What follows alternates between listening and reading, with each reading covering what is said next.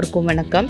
Veg கைவ் சேனலுக்கு உங்களை அன்புடன் வரவேற்கிறேன். இன்றைக்கி நம்ம சாதம், சப்பாத்தி, பூரி, இட்லி, தோசைன்னு எல்லாத்துக்குமே இந்த ஒரு டிஷ்ஷு பண்ணால் காலையில் செஞ்சிங்கன்னா காலையில் டிஃபனுக்கும் மத்தியானம் லஞ்சுக்கும் யூஸ் ஆகக்கூடிய ஒரு சைட் டிஷ் தான் பார்க்க போகிறோம். ப்ரக்கோலி வச்சு நல்ல ஒரு கிரேவி செய்ய போகிறோம். இந்த கிரேவி ரொம்ப டேஸ்டியாக இருக்கும். வாங்க இந்த கிரேவி எப்படி செய்யலாங்கிறத வீடியோக்குள்ளே போய் பார்க்கலாம். ஒரு பேனில் எண்ணெய் விட்டுருக்கோம்.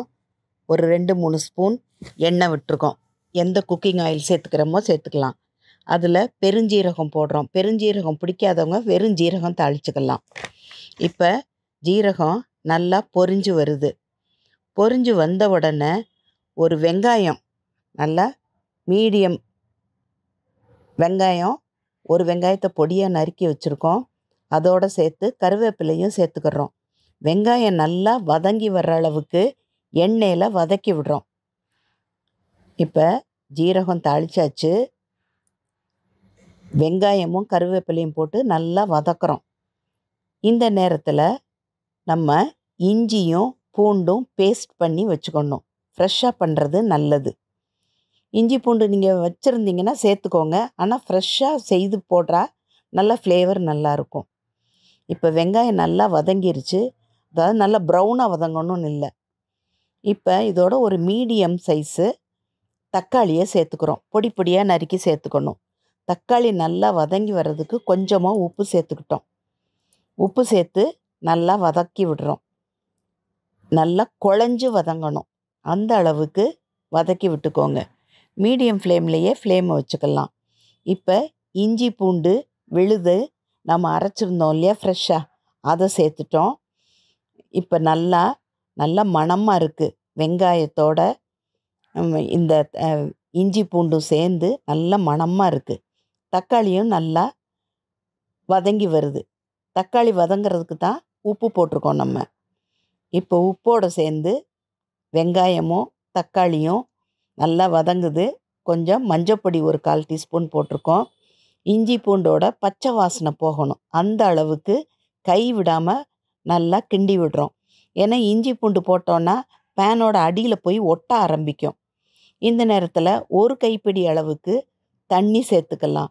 அந்த இஞ்சி பூண்டு பேஸ்ட் பண்ண மிக்சியை கழுவி ஊற்றிருக்கலாம். இப்போ நல்லா மூடி வச்சு ஒரு 5 நிமிஷம் வேக வைப்போம். நான் ஒரு 4 அல்லது 5 முந்திரி பருப்பை தண்ணியில் வேக வச்சுருக்கேன். ஒரு கைப்பிடி அளவுக்கு தேங்காய் துருவல் எடுத்து வச்சுருக்கேன். இது ரெண்டையும் ஒரு மிக்சியில் போட்டு நைஸான பேஸ்ட்டாக அரைச்சிக்க போகிறோம். நடுவில் இந்த வெங்காயம், தக்காளி, இஞ்சி பூண்டு எப்படி இருக்குன்னு பார்த்துக்கணும். அடியில் பிடிச்சிக்காமல் இருக்காங்கிறத கவனித்து பார்த்துக்கணும். இப்போ நம்ம ப்ரக்கோலி நல்லா உப்பு மஞ்சள் போட்டு சுத்தப்படுத்தி வச்சுருக்கோம். சின்ன சின்னதாக நறுக்கி அதை இந்த கலவை பேனில் இருக்கிற கலவையோடு சேர்த்துட்றோம். வெங்காயம், இஞ்சி பூண்டு விழுது, தக்காளி இதோடு சேர்ந்து இப்போ ப்ரக்கோலியும் சேர்த்து நல்லா எல்லா இடத்துலையும் பரவுற மாதிரி கலந்து விட்டுறோம். விட்டதுக்கப்புறமேலு ஒரு கை தண்ணி தெளிக்கலாம். தண்ணி இருந்ததுன்னா தெளிக்க வேண்டாம். இதை ஒரு மூடி போட்டு நல்லா வேக வைக்கணும்.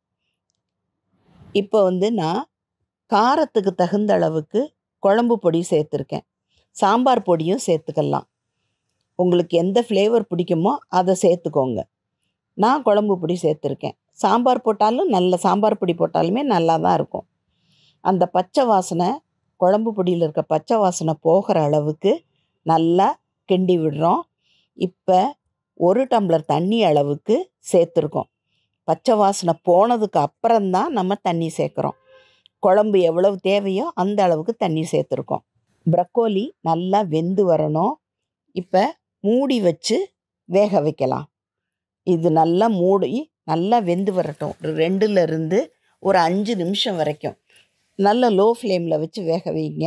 நின்று எரிஞ்சால் தான் நல்லா ஒன்று போல் வேகும். ப்ரக்கோலி வேகிறதுக்கு ரொம்ப நேரம் எடுக்காது. காலிஃப்ளவர் மாதிரி சீக்கிரமே வெந்துடும். இப்போ பாருங்கள், நல்லா வெந்துருச்சான்னு ஒரு ப்ரக்கோலியை எடுத்து நம்ம நசுக்கி பார்க்கலாம். அது நல்லாவே வெந்துருச்சு.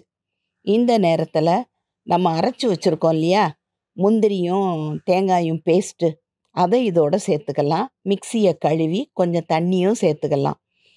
இது எல்லாமே ஒன்று சேர்ந்து ஒரு கொதி கொதிச்சா போதும். தேங்காய் ரொம்ப நேரம் கொதிக்கணும்னு அவசியம் இல்லை. தேங்காயை ரொம்ப நேரம் கொதிக்க வச்சோம்னா தான் அது உடம்புக்கு கெடுதல். முந்திரியும் நம்ம சாதாரணமாக தேங்காயும் முந்திரியும் தனியாக பச்சையாகவே சாப்பிட்றது தான். அதனால் ஓரளவுக்கு கொதிச்சா போதும். இந்த நேரத்தில் நம்ம கொஞ்சம் கரம் மசாலா கொஞ்சமாக போட்டுட்டு, ரொம்ப போட வேண்டாம். இந்த வாசனை பிடிக்காதவங்க இதை நிறுத்திக்கலாம். ஒரு கொதி கொதித்த உடனே நல்லா பச்சை கொத்தமல்லியை கொஞ்சம் லாவிஷாக கட் பண்ணி இதோட சேர்த்துக்கலாம். சேர்த்துட்டு இந்த டிஷ்ஷு ரெடி ஆயிடுச்சு. இது சாதம், சப்பாத்தி, பூரி, இட்லி, தோசை என எல்லாத்துக்கும் ஒரு டிஷ் பண்ணால் எல்லாத்துக்குமே இது நம்ம யூஸ் பண்ணலாம். அந்த மாதிரியான ஒரு ரெசிபி நல்லா டேஸ்ட்டாகவும் இருக்கும். இந்த வீடியோ உங்களுக்கெல்லாம் பிடிச்சிருக்கும்னு நினைக்கிறேன். பிடிச்சிருந்தா லைக் பண்ணுங்கள், ஷேர் பண்ணுங்கள், சப்ஸ்கிரைப் பண்ணுங்கள். அடுத்த வீடியோவில் சந்திக்கும் வரை நன்றி, வணக்கம்.